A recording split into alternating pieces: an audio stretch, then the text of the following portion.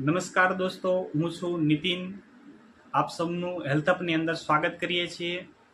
આજે આપણે એ વસ્તુ જાણીશું કે હળદરના શું ફાયદા છે. આમ તો ઘણી વખત આપણે રોજમર્રા જીવનની અંદર સવાર બપોર સાંજ આપણે હળદરનો યુઝ પણ કરતા હોઈએ છીએ, જે આપણે જમવાની અંદર આપણે હળદરનું યુઝ પણ કરતા હોઈએ છીએ. પણ આ જે હળદર આપણે અગર સવારની અંદર ઠંડા મોસમની અંદર સવારની અંદર 1 ગ્લાસ ભૂખ્યા પેટે અગર હળદરનું સેવન કરશું તો આપણને ઘણા બધા ફાયદા થઈ શકે છે.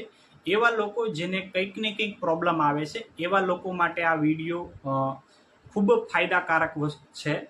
જે લોકોને સાંધાનો દુખાવો હોય છે એવા લોકો માટે આ વિડીયો ફાયદાકારક છે. તો વિડીયોની શરૂઆત કરીએ તો હું થોડીક આપ સૌને રિક્વેસ્ટ કરવા માંગુ છું કે આપ સૌ આ વિડીયોને સબસ્ક્રાઇબ, લાઇક અને કમેન્ટ જરૂર કરે. એનું કારણ છે કે જો તમે સબસ્ક્રાઇબ કરશો તો અમારું મનોબળ વધશે અને આવારનવાર અમે ઘણા બધા વિડીયો તમારી સમક્ષ લાવશું અને જેથી કરીને આપણને ફાયદો થઈ શકે છે. તો આપણે જાણીશું કે હળદરના શું ફાયદા છે. તો આપણે હળદરના જે ફાયદા છે એ વસ્તુ આપણે જાણીએ. તો સૌથી પહેલો જે હળદર છે એના ફાયદા એ વસ્તુ છે કે જે લોકોને સાંધાનો દુખાવો રહે છે. આજના ટાઈમની અંદર અમે ઘણા બધા લોકો પાસે જઈએ છીએ ત્યારે ઘણા બધા લોકોને આમ ગણીએ તો આજના સમયની અંદર 80% લોકો એવા છે કે જે લોકોને સાંધાની પ્રોબ્લેમ છે, જે લોકોને ઘણા લોકોને સાંધાની અંદર સૂજન આવે છે, ઘણા લોકોને પગની અંદર સૂજન આવે છે, હાથની અંદર સૂજન આવે છે. એવા લોકો માટે હળદરનો ઉપયોગ કરવાથી ઘણો બધો ફાયદો થાય છે. એવા લોકોને સૂજન આવવાથી જો સવારની અંદર 1 ગ્લાસ હળદરનું પાણી અગર લઈ લે તો એ લોકોને સૂજનની અંદર રાહત મળે છે. કેમ કે હળદરની અંદર કર્ક્યુમિન નામનું એક એન્ટીઓક્સિડન્ટ નામનું તત્વ હોય છે. એના કારણથી જે સૂજન છે એ સૂજન નાબૂદ કરી દે છે. બીજી એક વસ્તુ છે કે જો જેવા લોકોને ચામડીનો પ્રોબ્લેમ આવે છે, જેમ કે ખરજવું હોય છે, ઘણા બધા લોકોને જે અમુક ઉંમર થયા પહેલા એ વ્યક્તિની ચામડી લલચાઈ જાય છે અને વધારે પડતી ઉંમરની અંદર દેખાવામાં આવે છે, કમજોરી મહેસૂસ થાય છે. એવા લોકો માટે હળદરનો ખૂબ ઉપયોગી છે. બીજી વસ્તુ એ છે કે ઘણા લોકોની અંદર તાકાત નથી રહેતી, ક્ષમતા નથી રહેતી.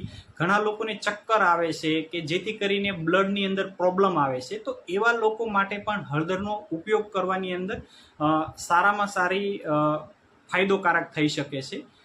ત્રીજી વસ્તુ છે જે લોકોને પાચન પ્રક્રિયાની અંદર પ્રોબ્લેમ આવે, જેને કબજિયાત રહેતો હોય છે, ગેસ રહેતો હોય છે, એવા લોકો માટે હળદરનું પાણી ખૂબ જ ઉપયોગી રહેશે. જે લોકો હળદરનું પાણીનો ઉપયોગ કરશે તો એવા લોકોને જે પાચન પ્રક્રિયા છે એ પણ આપણને ઝડપી થઈ શકે છે.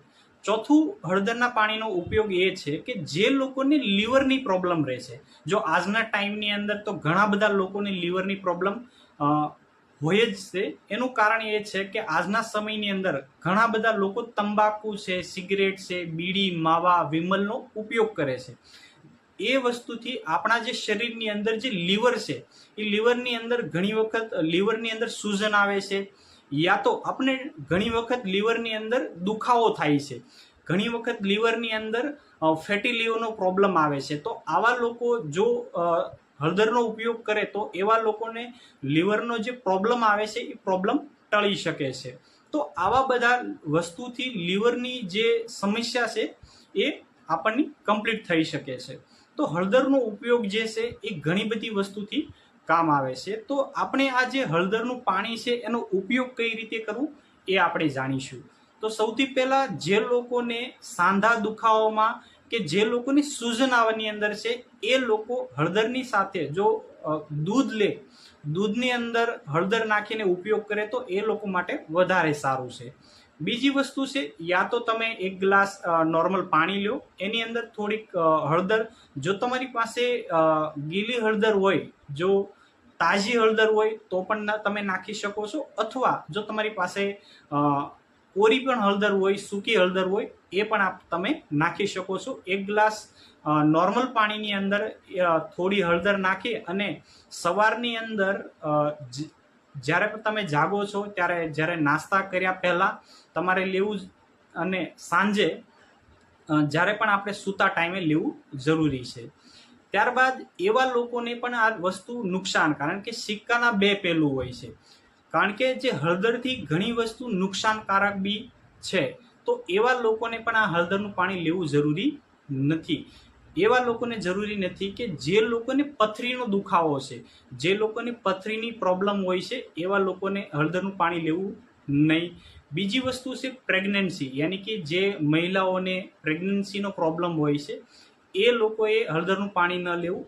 ખાસ કરીને જે લોકોને ડાયાબિટીસની સમસ્યા હોય છે, એ લોકોએ પણ હળદરનું પાણી નહીં લેવું. બીજી વસ્તુ છે કે જેને પણ સ્પર્મ કાઉન્ટની અંદર પ્રોબ્લેમ હોય છે, એવા લોકોને પણ હળદરનો ઉપયોગ ન કરવો, જેથી કરીને આપણના શરીરની અંદર કોઈ નુકસાન ન થાય અને આપણે સ્વસ્થ રહી શકીએ.